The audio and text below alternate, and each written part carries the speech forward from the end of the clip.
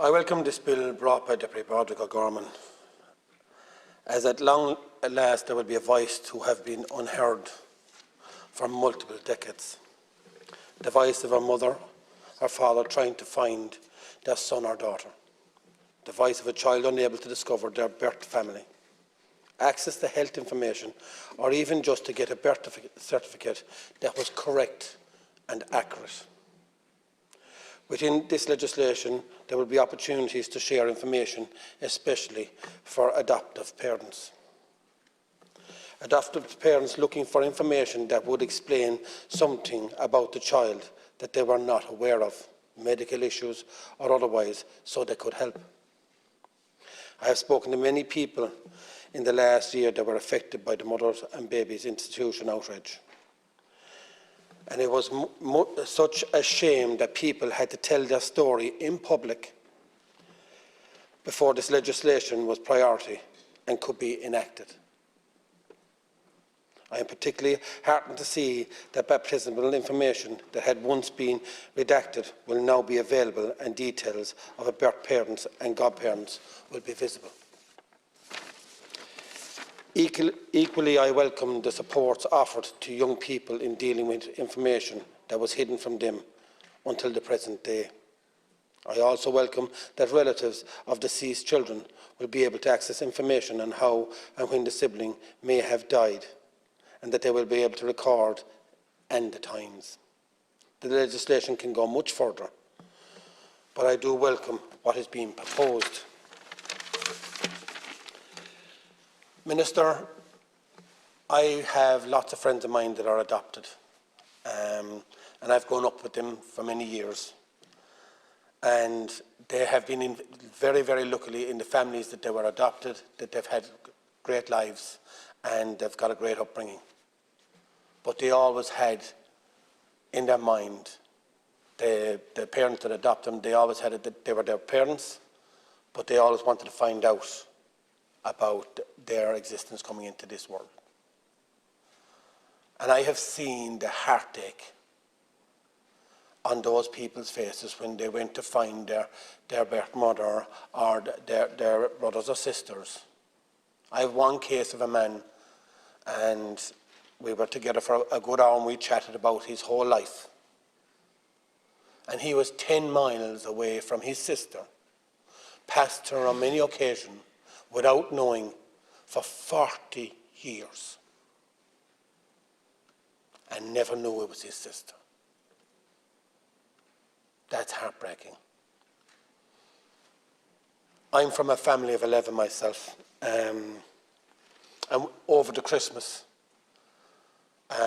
my mother, God rest her, died when I was young, so I wanted to find out about my family tree. And I had people with me that I knew that could not find out about their family tree. And I was able to go back generations through my mothers, through the Devans, Ryan Conn's, Englishes, and even it took me to when I was recently in Newcastle West, where a man sat across from me and we were at a vehicle testing centre. And he said to me, he said, "We're related." I had never met him. And he was Collins. But he was related through my mother, a first cousin. He was my second cousin, and I had never met him. And that's why I was investigating our family tree, going through all the different... But when I was sitting down over Christmas and I was telling my story to other people that were in my company, I knew they couldn't do that. So it made it uncomfortable for me even to discuss it with them. I welcome what you've brought to the table.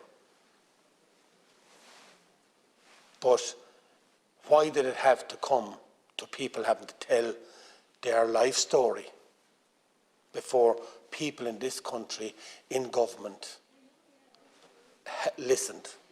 It was all about protecting other agencies and other people.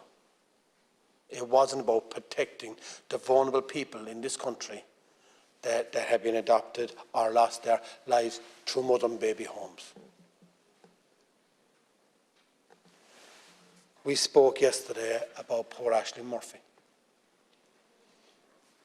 And again, it took an outcry of what happened, that girl, for things to change in this country and for people to come united in this Dáil to move forward. I think everyone in this Dáil is united to make sure that we look after people, the most vulnerable, and most of all, the mistakes that have been made in cover-ups for decades to protect people's names and families and institutions. Our job is to protect the people of this country. Our job is to protect the people that can't protect themselves. And we've failed. And governments have failed, and previous governments have failed. This government now needs to fix the wrongs of previous governments. And within their department, they have to be strong enough, whether they're female or male, in their department, and dig in and make sure it happens. And not for the sake of populistic votes. They need to do it for the right reasons, for the people of this country that we represent. There's always political propaganda flowing around this room. But there's also the difference between right and wrong. And I said at the start, this is a right move in the right direction to help a wrong that this state has caused.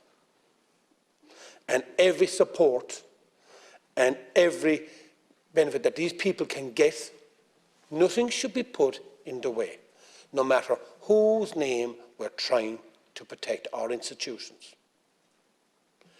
We stand up, we say sorry for what has happened. We stand up and we say we are going to do our best to fix this.